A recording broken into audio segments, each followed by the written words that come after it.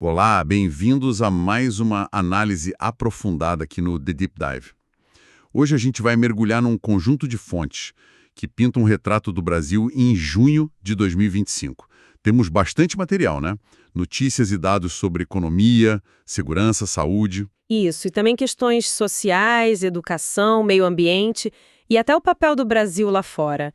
É um panorama bem completo. Exato. A nossa missão aqui é tentar extrair o essencial desses materiais, sabe? Entender as principais tendências, os desafios que estavam rolando e talvez até algumas surpresas daquele mês específico. A ideia é oferecer uma visão clara do que estava acontecendo. Perfeito, e junho de 2025, olha, foi um mês de muitos contrastes, como a gente vai ver. Vamos tentar conectar os pontos e um pouco além dos números crus e entender o significado por trás dos fatos. Não só o que aconteceu, mas por que aquilo era importante no cenário maior, né? Ótimo. Então vamos começar essa análise desvendando a economia, que parecia viver assim uma espécie de cabo de guerra naquele momento. Porque, por um lado, a gente tinha os números gerais do PIB mostrando um crescimento, modesto no segundo trimestre, 0,4% sobre o anterior. A economia ali chegando a 3,2 trilhões de reais. Isso. E se a gente olhasse os 12 meses fechados em junho, a expansão era mais robusta, né? 3,2%, o que não é nada desprezível. E o agro puxando bastante, como costuma acontecer. Exatamente. Mais de 10% de crescimento no agro nesse período de 12 meses. Mas serviços e indústria também deram a sua contribuição, sim. O Brasil estava até bem posicionado no G20, aliás, com o sexto maior crescimento entre as grandes economias. Esses eram os bons ventos, digamos assim. Os ventos do passado recente. Mas, ao mesmo tempo, já em junho, alguns sinais de alerta começaram a piscar mais forte. O IBC-BR, por exemplo, que é aquela prévia mensal do PIB que o Banco Central solta. Ah, o termômetro da economia. Isso, esse mesmo. Ele mostrou uma pequena queda em junho, de 0,10%. Foi uma surpresa negativa para o mercado, sabe? E não era só isso. A indústria já vinha numa tendência de desaceleração na média móvel e os investimentos das empresas, esses retraíram no trimestre. Então já indicava uma freada. E imagino que o grande vilão por trás disso era a inflação, certo? Sem dúvida nenhuma. A inflação medida pelo IPCA subiu de novo em junho, 0,24%. Aí, no acumulado de 12 meses, batia 5,35%. Acima do teto da meta de novo. De novo, o teto era 4,5%. E, na verdade, isso aconteceu em todos os meses de 2025 até junho.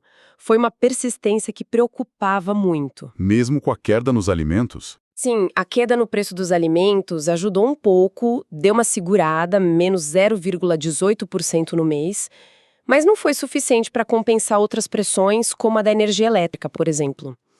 Essa inflação teimosa obrigou o Banco Central até mandar cartinha para o governo explicando por que a meta não estava sendo cumprida. E a resposta do Banco Central a essa teimosia toda foi: mais aperto nos juros.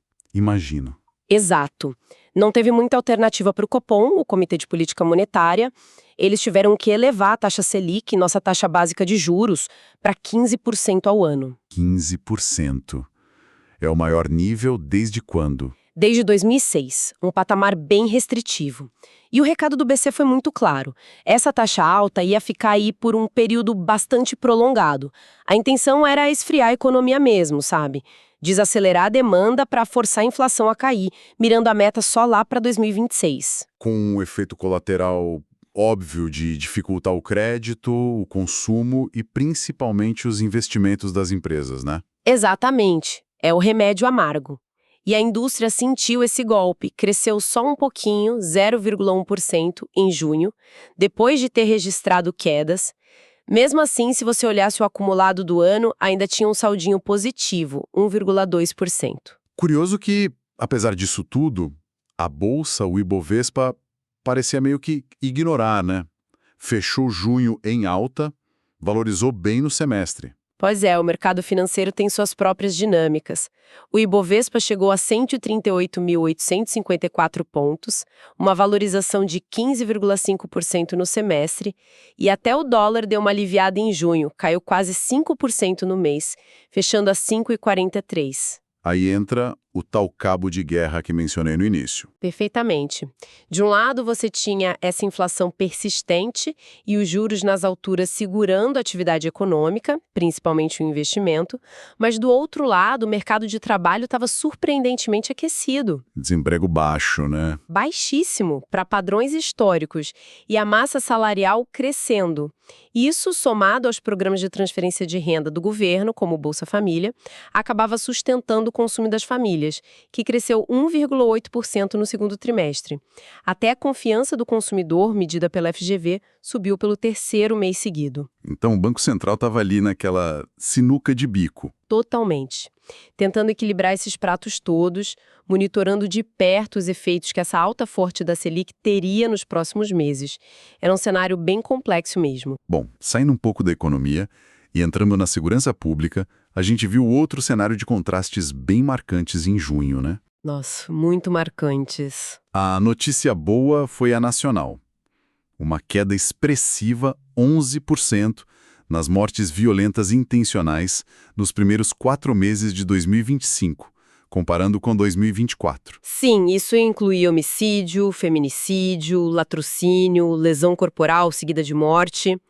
Foram quase 1.500 vidas poupadas nesse período e acumulava já uma redução de 28% em 5 anos, o que é significativo. E o governo atribuía isso a quê? Principalmente as políticas de integração de dados e ações coordenadas através do Sinesp, o Sistema Nacional de Informações de Segurança Pública.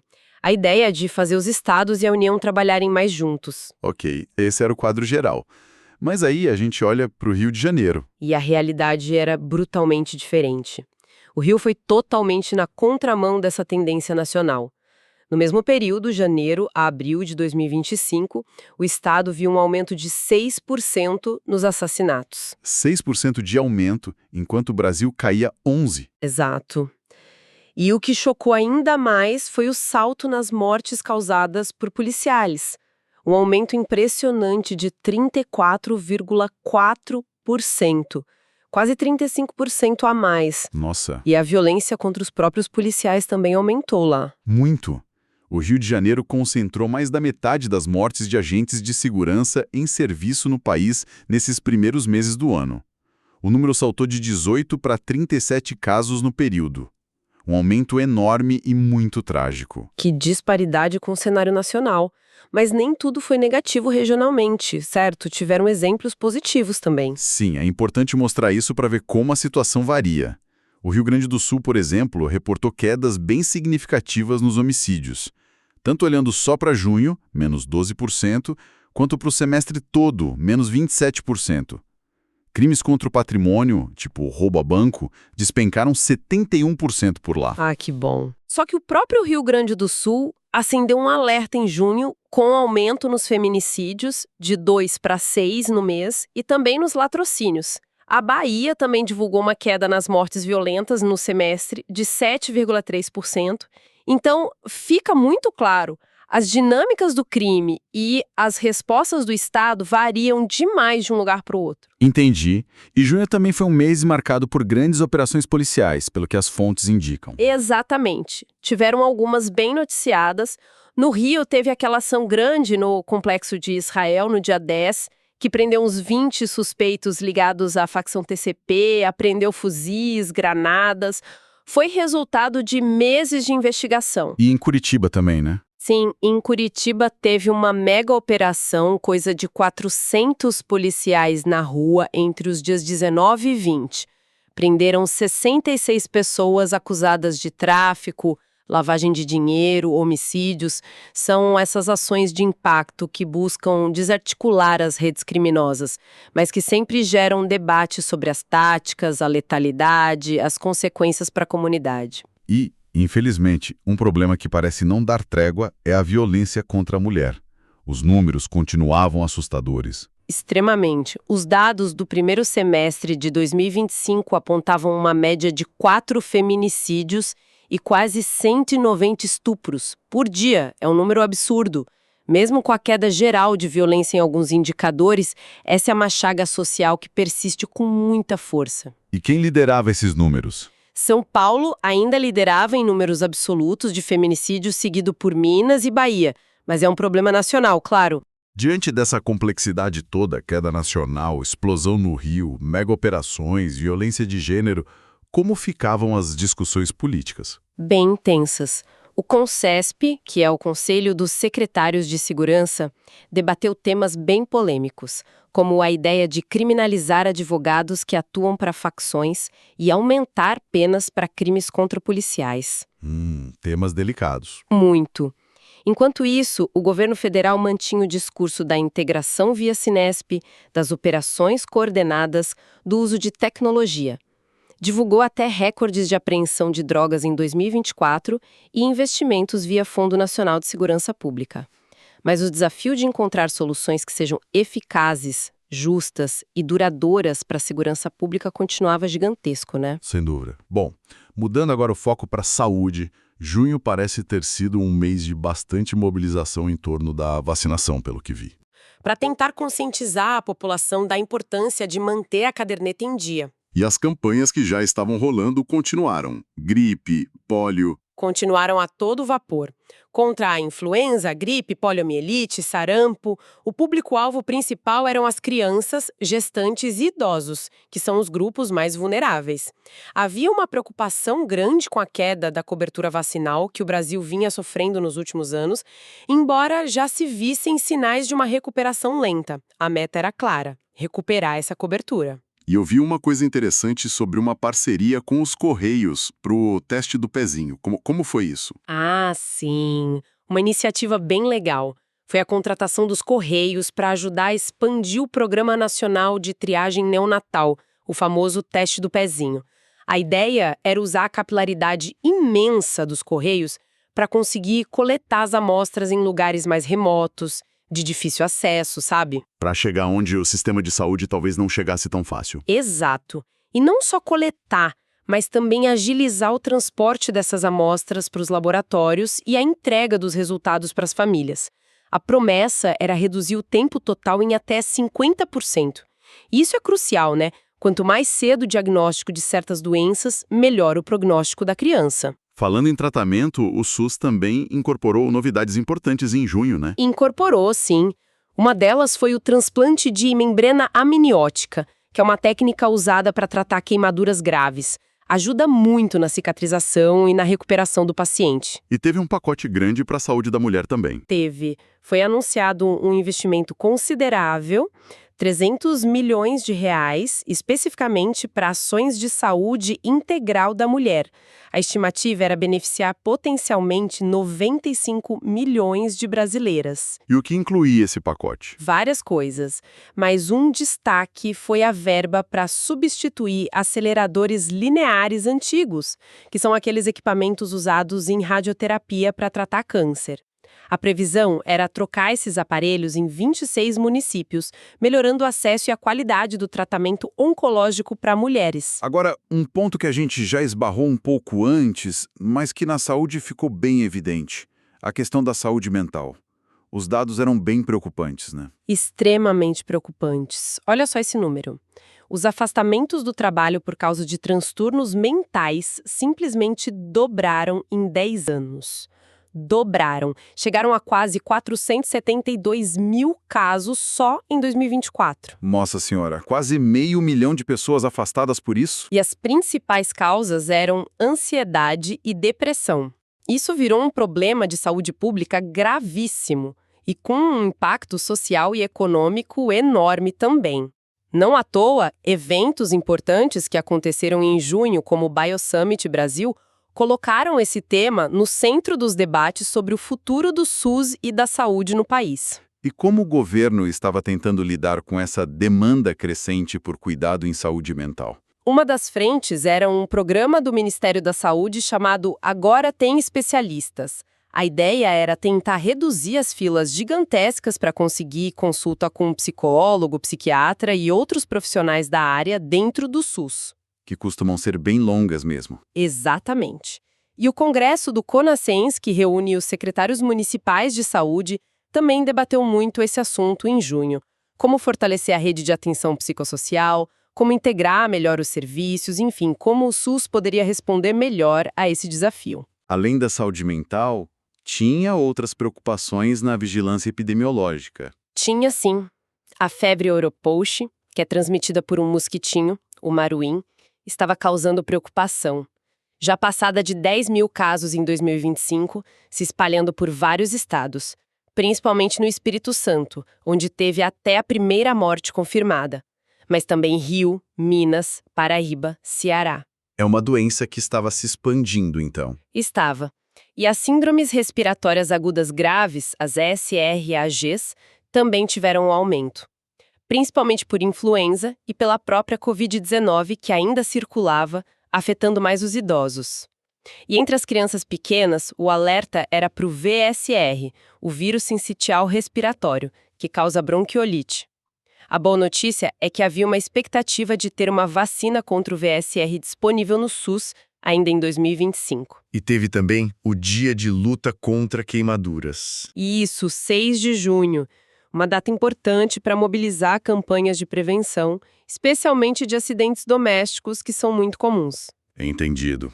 Bom, caminhando agora para as questões sociais, o discurso oficial do governo em junho era de bastante otimismo, né? Falando muito em inclusão social. Era assim.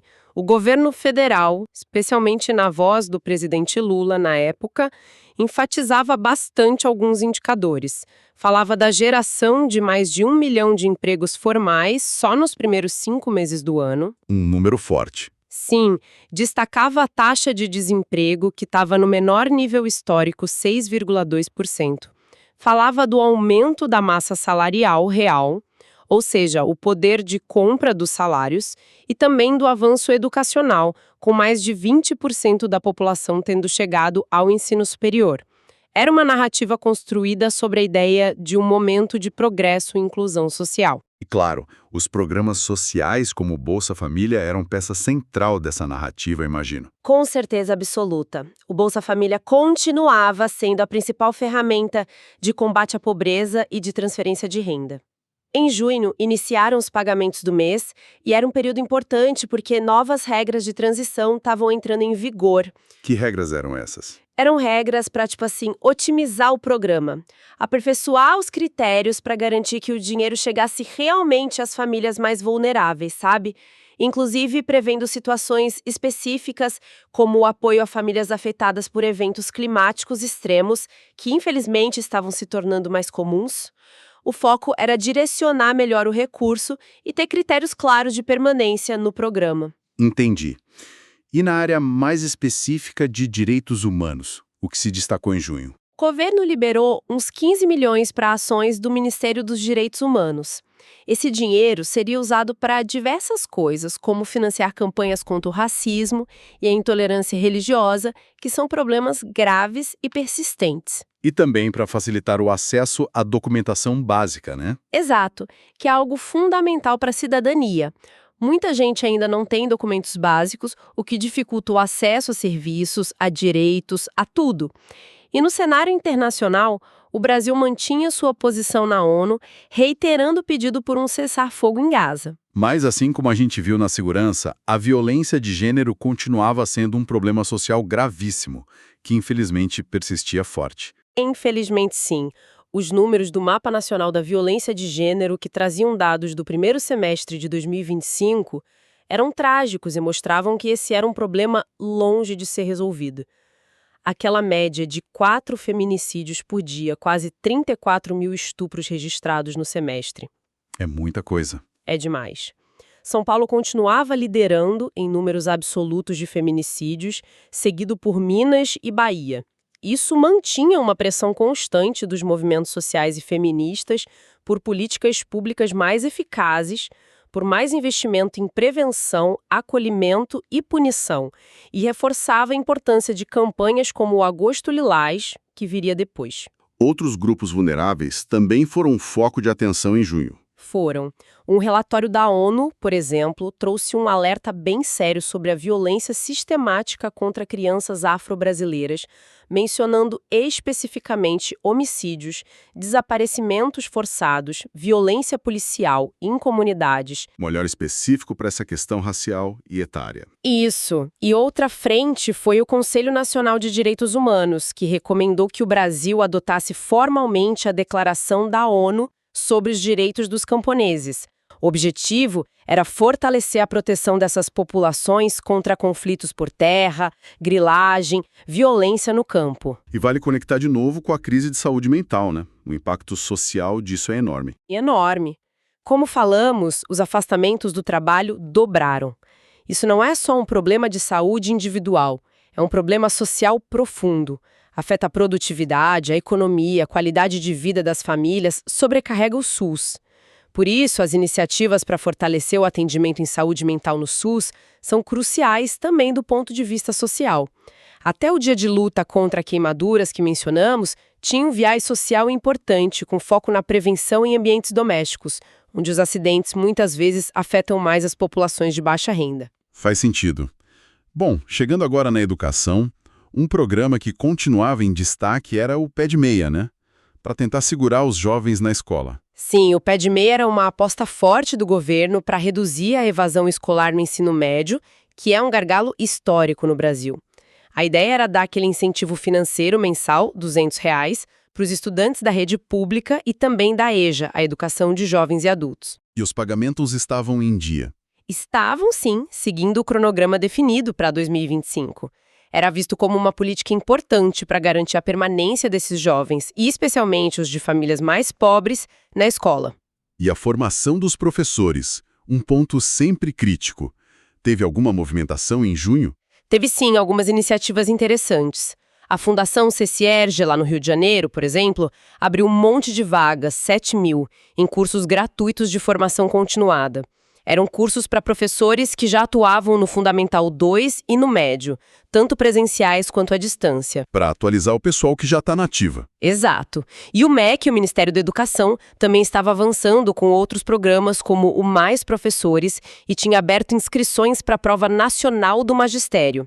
A ideia dessa prova era criar um processo mais unificado e qualificado para selecionar novos professores para a rede pública. Alfabetização e na recuperação das perdas de aprendizagem causadas pela pandemia.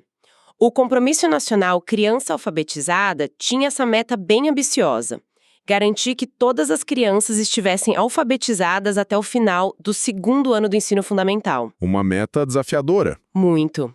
E também recuperar as defasagens dos anos anteriores. Isso exige uma colaboração muito forte entre o governo federal, os estados e os municípios, além de investimentos, claro. A gente viu até exemplos de estados se mobilizando, como o Pará, com a campanha Bora Alfabetizar, tentando adaptar as estratégias à cultura e à realidade local. E subindo para o ensino superior, como é que o Brasil estava se saindo nos rankings internacionais naquele período? Olha, em termos de quantidade de universidades listadas num ranking importante, o CWR, Center for World University Rankings, de 2025, o Brasil até que estava bem posicionado, ficou em 10º lugar no mundo, com 53 universidades na lista. E internamente, USP, UFRJ e Unicamp continuavam sendo as mais bem colocadas. Ah, então a presença era boa. Mas e a qualidade? Aí que estava o porém. Nesse mesmo ranking, que avalia a qualidade da pesquisa, o desempenho dos ex-alunos, etc., muitas universidades brasileiras caíram de posição em relação ao ano anterior. Isso acendeu um sinal de alerta sobre desafios como financiamento, internacionalização, produção científica de impacto. O fortalecimento de intercâmbios acadêmicos era visto como uma das estratégias para tentar reverter isso. E a educação acabava se conectando com outros temas que a gente já falou também, né? Com certeza. Em eventos de saúde, como o Congresso do CONASENS ou o BioSummit, discutia-se muito a integração entre saúde e escola, o papel da educação na promoção da saúde mental dos jovens, na prevenção de doenças, na inclusão social. E, claro, as discussões sobre o próximo Plano Nacional de Educação, o PNE, que é definir as metas para a próxima década, continuavam a todo vapor nos bastidores e no Congresso. Perfeito. Agora, vamos dar uma olhada no meio ambiente. tivemos boas notícias sobre queimadas no primeiro semestre de 2025. Foi isso mesmo? Tivemos sim, e foram notícias bem significativas. Os dados mostraram uma queda de quase 66% nas áreas queimadas em todo o Brasil, comparando com o mesmo período de 2024. Foi de 3,1 milhões de hectares para pouco mais de 1 milhão. Uma redução enorme. Enorme. E os focos de calor, aqueles pontos detectados por satélite, caíram 46,4%. Foi o menor índice de focos de calor para o período desde 2018. E qual bioma teve a maior redução? A redução mais espetacular foi no Pantanal, uma queda de 97,8%. Praticamente zerou as queimadas ali naquele período, o que foi um alívio imenso depois de anos tão difíceis. Mas a Amazônia, menos 75%, Cerrado e Mata Atlântica também tiveram quedas bem expressivas. Que ótimo. Mas imagino que sempre tem um mas, não é? Nem tudo foram flores nesse cenário. Exatamente. Enquanto esses grandes biomas comemoravam as reduções, outros dois, o Pampa lá no sul e a Caatinga no nordeste, viram um aumento nas áreas queimadas. Mais uma vez a gente vê a complexidade regional do Brasil, né? As realidades são muito diversas. Entendi. E no caso do desmatamento da Amazônia, como ficaram os números de junho? Os dados do Sistema SAD do Amazon, que é um monitoramento independente, reportaram 326 quilômetros quadrados desmatados em junho. Isso representou uma queda de 18% em relação a junho de 2024. Um dado importante é que a maior parte desse desmatamento, uns 75%, ocorreu em áreas privadas. Ok, uma queda no mês. Só que o acumulado do chamado calendário do desmatamento não estava tão bom assim, certo? Pois é, aí estava outro porém. Apesar dessa queda pontual em junho, quando a gente olhava o acumulado no período que eles usam para medir o ciclo anual do desmatamento, que vai de agosto de um ano a julho do outro, aí sim havia um aumento registrado de 11% em relação ao ciclo anterior. Ah, então a tendência de médio prazo ainda era de alta. Era. E o estado do Amazonas aparecia como o principal contribuinte para essa alta no acumulado. Ou seja, a boa notícia da queda nas queimadas e até a queda mensal do desmatamento precisavam ser vistas com cautela, porque a luta contra a derrubada da floresta ainda tinha muitos desafios pela frente. E quais foram as respostas do governo a esse cenário ambiental que era, assim, agridoce? O governo anunciou algumas medidas. Por exemplo, liberou 32 milhões para ajudar municípios da Amazônia e do Pantanal a se prepararem para prevenir incêndios e também para restaurar áreas já degradadas. Lançou editais para apoiar projetos de educação ambiental. Focado em prevenção e recuperação. Isso. E também para buscar soluções baseadas na natureza para problemas urbanos e para avançar com o planejamento espacial marinho, que é algo super importante para organizar o uso sustentável da nossa costa gigantesca. E teve algum alerta específico sobre áreas de risco? Teve sim. Alguns estudos chamaram atenção para a vulnerabilidade das chamadas florestas públicas não destinadas. São áreas enormes de floresta que pertencem à União ou aos estados, mas que ainda não têm um uso definido, como parque, reserva extrativista, etc., e acabam ficando muito expostas à grilagem, desmatamento legal, garimpo, um alvo fácil para crimes ambientais. Entendi.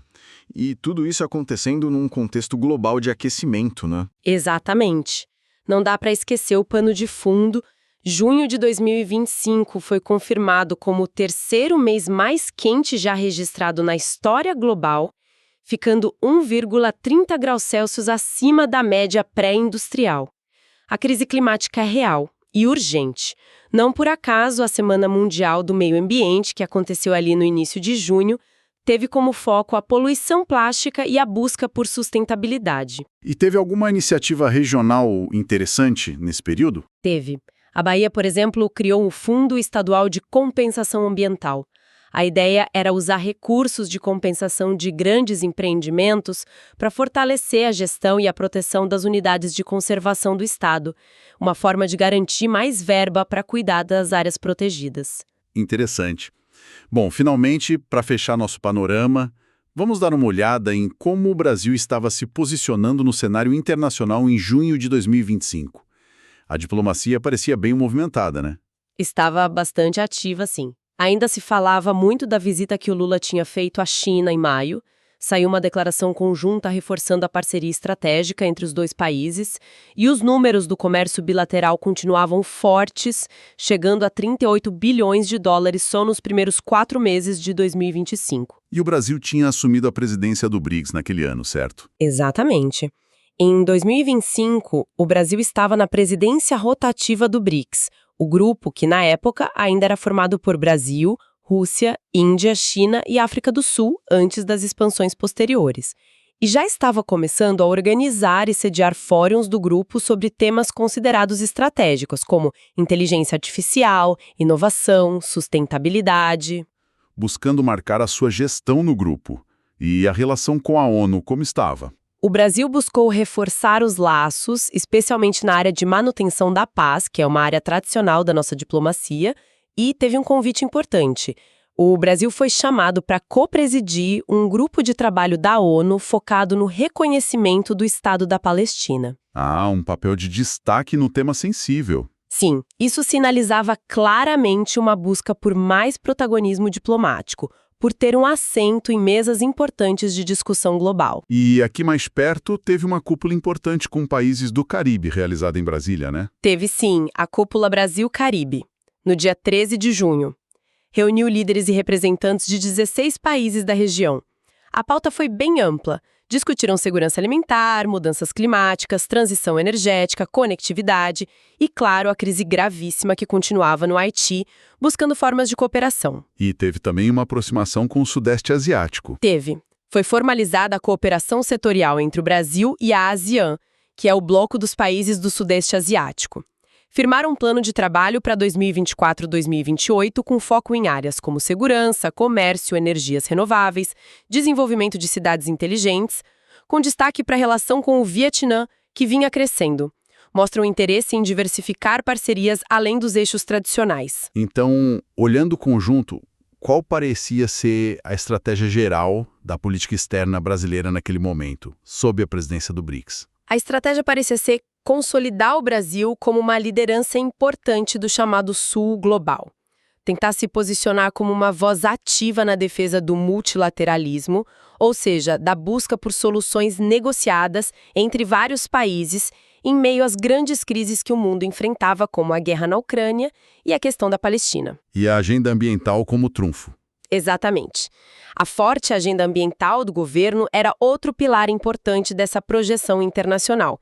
E, nesse contexto todo, o presidente Lula reafirmou em junho o compromisso de tentar destravar e assinar o acordo comercial entre o Mercosul e a União Europeia ainda no segundo semestre de 2025. Uma negociação que já se arrastava há décadas, né? Uma promessa ambiciosa. E houve também uma tentativa de conectar mais essa política externa com a sociedade aqui dentro do Brasil. Sim, houve iniciativas nesse sentido.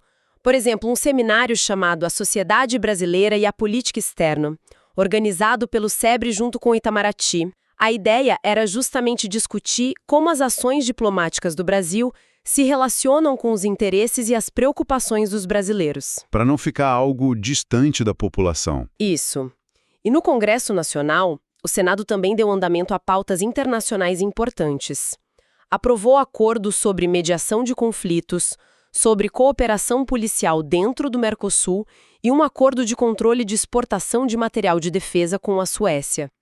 O ministro das Relações Exteriores, Mauro Vieira, mantinha uma agenda bem intensa de viagens e reuniões. Ufa! Realmente conseguimos cobrir bastante terreno hoje.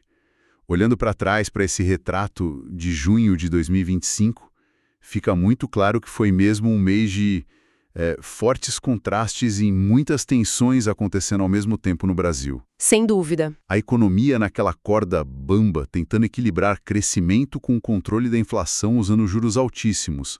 A segurança pública mostrando melhoras nacionais importantes, mas com uma piora alarmante e muito preocupante no Rio de Janeiro. A saúde focada na vacinação, tentando recuperar o tempo perdido, mas ao mesmo tempo lidando com a crise crescente de saúde mental e a vigilância de novas doenças como a Oropouche. O discurso otimista de inclusão social do governo convivendo lado a lado com a persistência brutal da violência de gênero e das desigualdades regionais e raciais. A educação buscando avanços importantes na alfabetização e na formação de professores, mas ainda enfrentando desafios na qualidade do ensino superior e na evasão.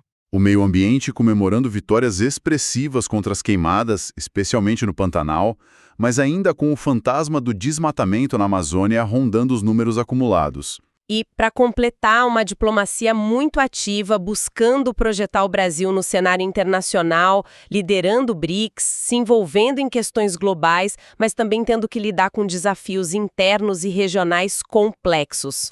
O panorama de junho realmente revela esse Brasil complexo, multifacetado que a gente conhece.